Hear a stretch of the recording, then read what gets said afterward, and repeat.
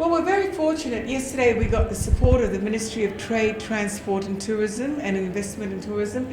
And so what they're doing for us is we're going to really try to get all the businesses, all the fashion businesses registered so that, you know, they can get them registered so that they are legal and they can pay the taxes.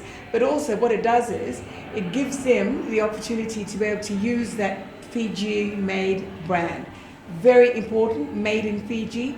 They've got to have that on their garments so that, you know, when they sell internationally, people know where it is because, you know, it brings attention to our country. So that was very fortunate for us, and we thank the ministry for doing that. There is a lot more support that we need, and really the truth of the matter is that we need a fashion school because there are so many people here who are talented. I say that every day, and I don't understand why we can't do that, because you'll find that if you do that, that school will have maximum registration or recruitment or, you know, applications, because kids, look at the kids that are here tonight. It's just amazing. I couldn't believe how many students are here this evening. It's the most I've seen at a fashion show that was for the senior, meaning, you know, the older designers.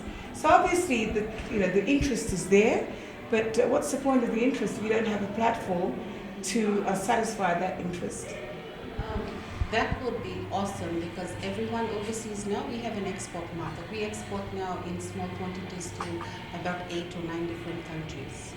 Having the Fiji-made brand logo, Tuibeqa would mean that we are accredited for what we do. So before you can actually use a made in Fiji label, 70% of the production has to be made in our country. So that actually certifies me to the rest of the world that I'm doing all production in Fiji. It's expensive, no doubt about it. You have to import, you have to print, and then you manufacture here. It's expensive, a lot more expensive than. So obviously designer wear clothes will cost you, but it keeps people employed. It puts food on our table. The shoes? Yes. Oh, they're cool, aren't they? Do you like that? Yeah.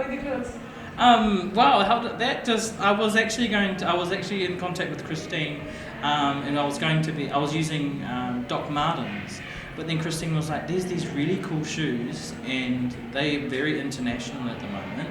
And she showed me these, and it was the Dahir label, and I said, "These are perfect. I'd rather use someone local than going overseas." So I was like, "These are perfect. Let's use these." And just the conversations with the models, that they were, you know, they're like, "Oh my God, I've worn these in school." My old Fijian friends in New Zealand, they're like, "I used to wear that style when I used to go to high school." Like, it's beautiful. And it's about the conversations that you build the relationship with everybody. It's about building a wakawanongatanga or a whakapapa and connection.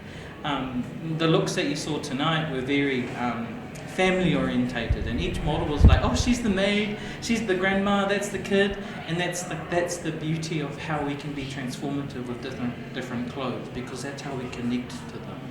It's about the story behind them. Yeah.